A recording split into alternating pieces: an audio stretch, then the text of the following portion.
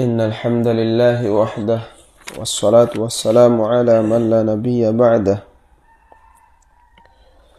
اللهم علمنا ما ينفعنا وانفعنا بما علمتنا وزدنا علما وأصلح لنا شأننا كله ولا تكلنا إلى أنفسنا طرفة عين الحمد لله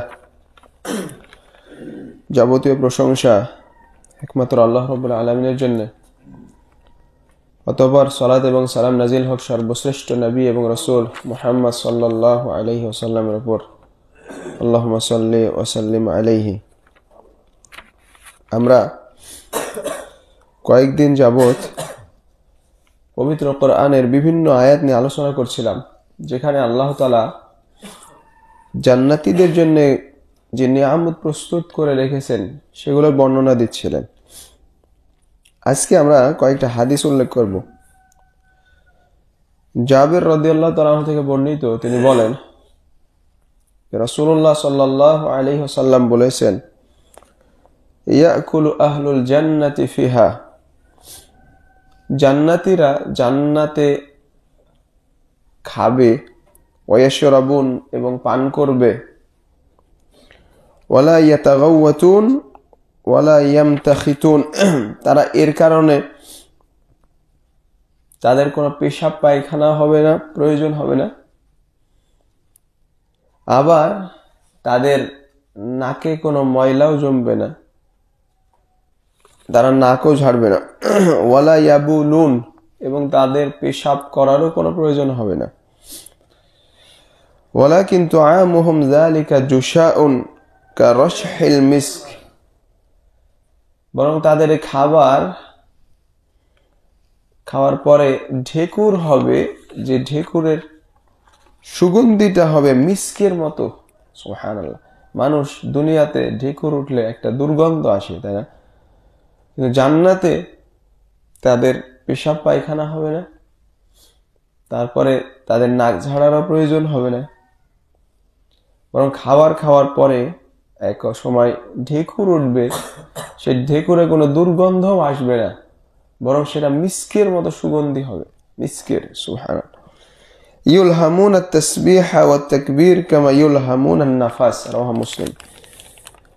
তাদের শ্বাস প্রশ্বাস যেভাবে চলে ঠিক এইভাবে তারা তাসবিহ এবং তাকবীর করতে থাকবে। আল্লাহ তাআলা সেই ইলহাম দিয়ে দিবেন, তারা সুবহানাল্লাহ, আল্লাহু আকবার এগুলো বলতে থাকবে, যেভাবে শ্বাস প্রশ্বাস চলে। তাদের খাবার এতই একটা ব্যালেন্সে থাকবে আর এতই উন্নত মানের পবিত্র খাবার, যেখানে তাদের কোনো কষ্ট হবে না, আবার এগুলো পেশাব পায়খানা করার কোনো প্রয়োজনও পড়বে না। এই ধরনের উন্নত মানের এবং একটা ব্যালেন্সড খাবার। আর শ্বাস প্রশ্বাস করতে, ইমাম কুরতুবী রাহিমাহুল্লাহ লিখেছেন যে শ্বাস প্রশ্বাস করতে যেমন কোনো কষ্ট হয় না মানুষের স্বাভাবিকভাবে, ঠিক সেইভাবে তাদের তাসবিহ এবং তাকবীর করতেও কোনো কষ্ট হবে না। সুবহানাল্লাহ। সবসময় তারা সুবহানাল্লাহ, আল্লাহু আকবার বলতে থাকবে। আবার আরেকটা দিক তিনি উল্লেখ করেছেন যে শ্বাস প্রশ্বাস যেমন মানুষের জীবন ধারণের জন্য, বেঁচে থাকার জন্য অত্যাবশ্যকীয় একটা জিনিস। যদি আপনি নিঃশ্বাস না চলে বেঁচে থাকবেন? কখনোই না।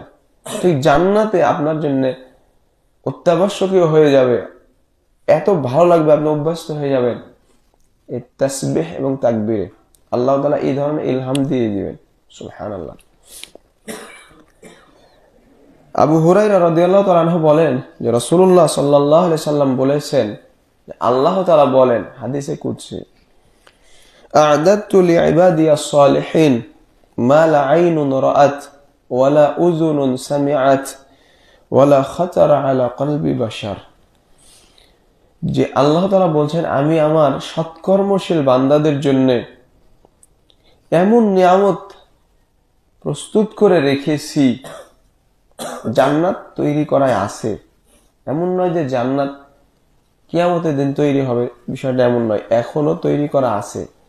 আল্লাহ বলছেন এমন নিয়ামত তৈরি করে রেখেছি যা কোনো চোখ দেখেনি, কোনো কান শোনেনি এবং কোনো মানুষের অন্তর তা কল্পনাও করতে পারে না। পারেনি।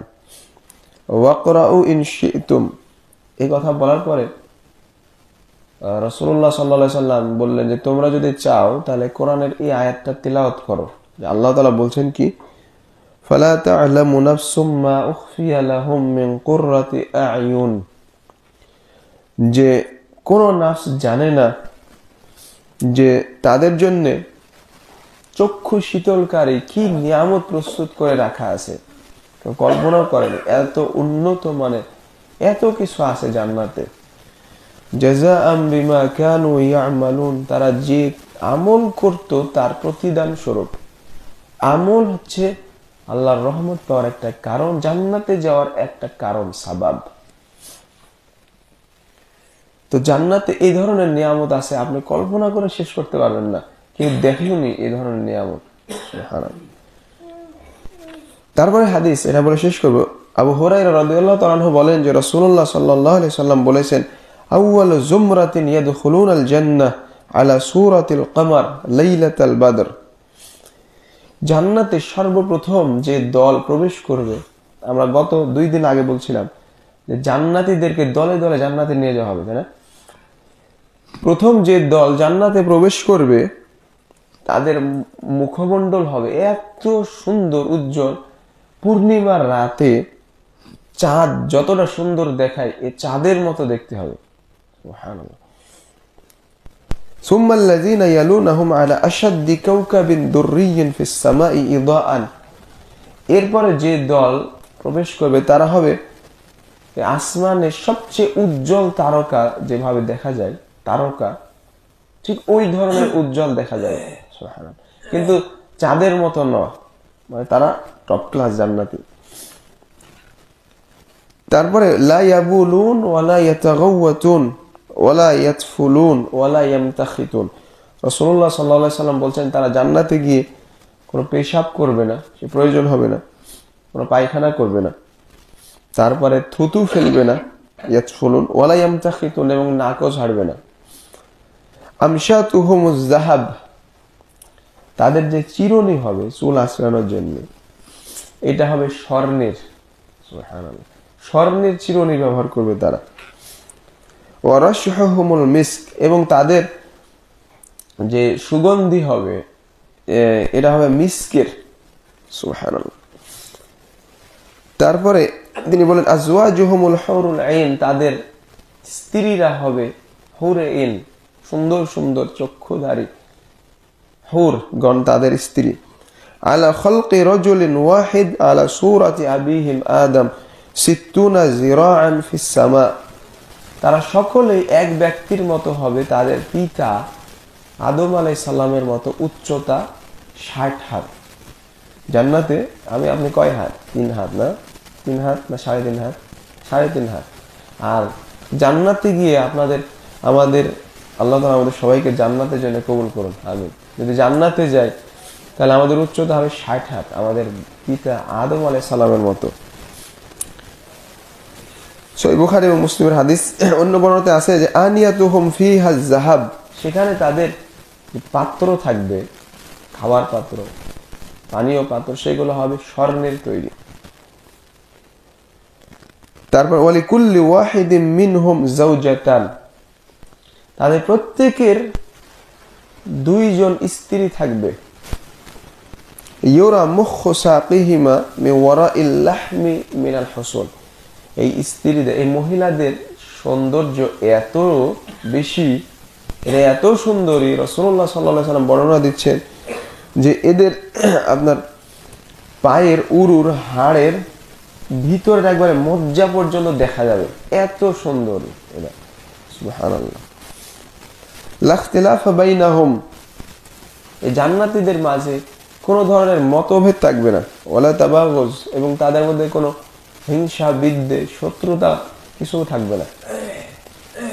কুলুবুহুম কলবু ওয়াহিদ, তারা সবাই একই অন্তরের মতো হবে, কোনো মতভেদ নাই, কোনো ধরনের আপনার শত্রুতা নাই। ইউসাব্বিহুনা আল্লাহ বুকরাতাও ওয়া আশিয়া, তারা সকাল সন্ধ্যায় সকাল বিকালে আল্লাহ তাআলার তাসবিহ করতে থাকবে, সুবহানাল্লাহ, আল্লাহর পবিত্রতা ঘোষণা করতে থাকবে। এই ছিল দুই তিনটা বর্ণনা যেগুলো একজন মুমিনের ঈমান তাজা করার জন্য অত্যন্ত সহায়ক। এগুলো যে যত পড়বে, বুঝবে, অন্তর দিয়ে চিন্তা ভাবনা করবে, তার ঈমান তত বাড়বে, সে তত আখিরাতমুখী হবে।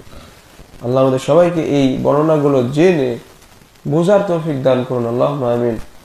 সুবহানাকাল্লাহুম্মা ওয়া বিহামদিক, আশহাদু আল্লা ইলাহা ইল্লা আনতা, আস্তাগফিরুকা ওয়া আতুবু ইলাইক। আসসালামু আলাইকুম ওয়া রাহমাতুল্লাহি ওয়া বারাকাতুহু।